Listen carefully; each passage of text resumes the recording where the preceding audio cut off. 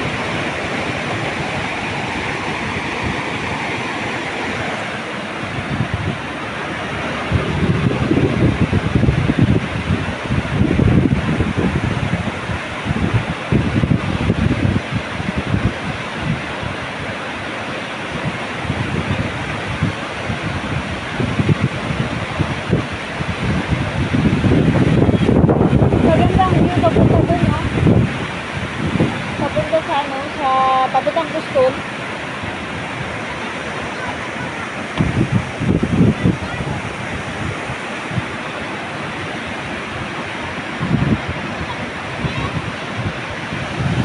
Yan guys, ang lakas ng tubig guys.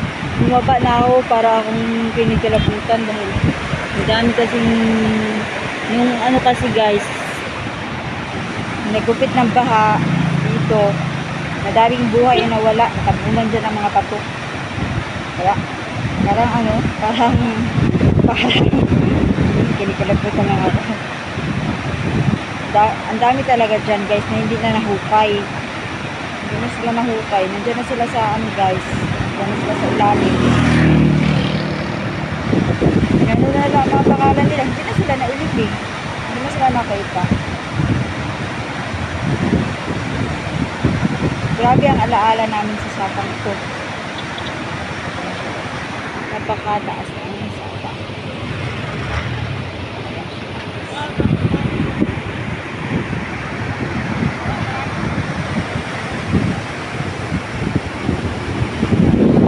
Nagpa-picture ko sila guys. So.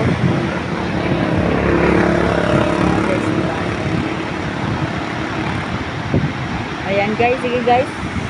Okay na lang, doon ko na lang tatapusin. Go! Bumili lang ako ng gatas ni Bibi, guys. Tapos, dumiretso ako dito. Kasi kapag wala ko kasi ito ng stress. Wala ko dito talaga.